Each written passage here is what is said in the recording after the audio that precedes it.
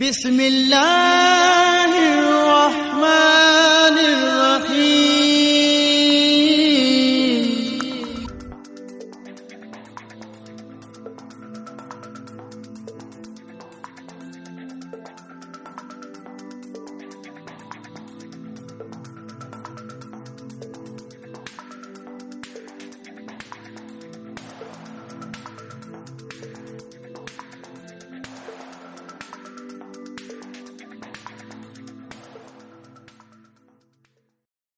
ایک دانا کی انٹرنیٹ سے متعلق اپنے بیٹے کو نصیحت۔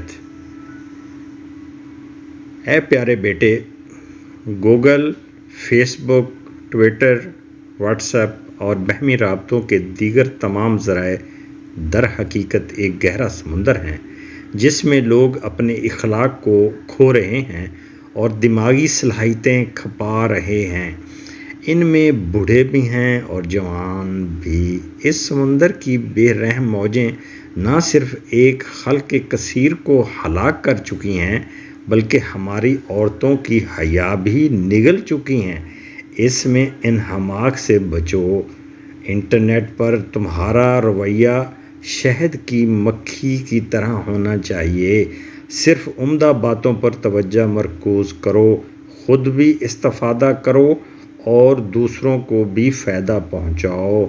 عام مکھی کی طرح ہر گندی اور صاف چیز پر مت بیٹھو، مبادا دوسروں تک بیماری کے جراثیم منتقل کرنے لگو اور تمہیں اس کا احساس ہی نہ ہو۔ اے پیارے بیٹے، انٹرنیٹ ایک بڑی مارکیٹ ہے۔ یہاں کوئی بھی اپنی چیز مفت لے کر نہیں بیٹھا۔ ہر شخص اپنا سودا کسی نہ کسی عوض پر دینے کا خواہش مند ہے۔ کوئی اپنی چیز کا سودا اخلاق کی قیمت پر کرنا چاہتا ہے تو کسی کو فکری انتشار کی تجارت پسند ہے۔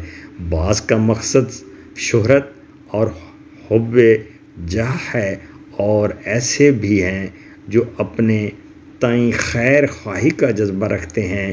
اس لیے خریداری سے پہلے سامان کی خوب جانچ پڑتال کرو۔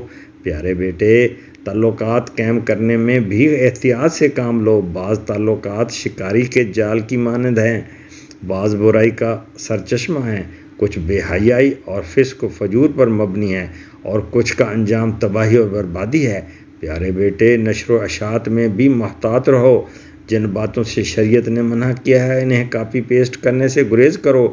یہ نیکیوں اور گناہوں کی تجارت ہے۔ تم کیا سودا بیچ رہے ہو، اس پر تمہاری نظر رہنی چاہیے۔ پیارے بیٹے، کسی تحریر پر کمنٹ یا اسے شیئر کرنے سے پہلے سوچ لیا کرو کہ یہ اللہ کی خوشنودی کا باعث ہے یا ناراضی کا۔ پیارے برخوردار، ایسے شخص کی دوستی پر بھروسہ مت کرو جسے تم نے اپنی آنکھوں سے نہ دیکھا ہو۔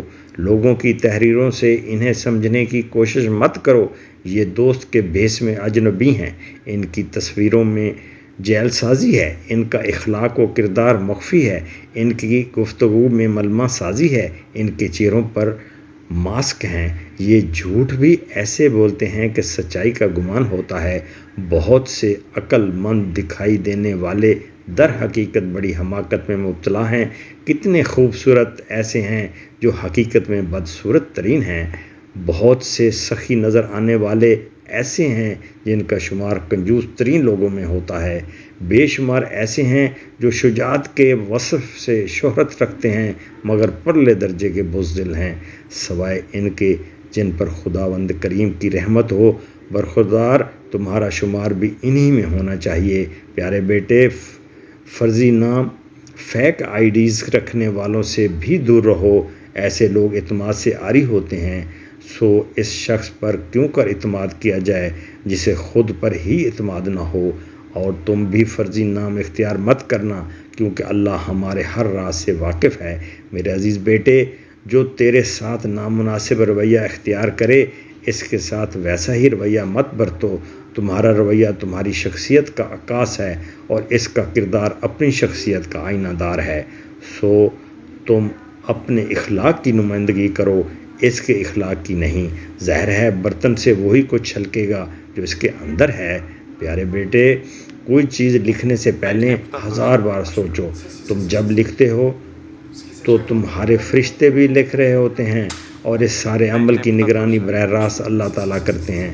پیارے بیٹے، انٹرنیٹ کے بحر ظلمات میں جس چیز کا مجھے سب سے زیادہ خطرہ ہے وہ نظر کا غلط استعمال ہے، یعنی ایسی تصویریں اور ویڈیو کلپس دیکھنا جن میں فسق و فجور اور اللہ کی نافرمانی ہو۔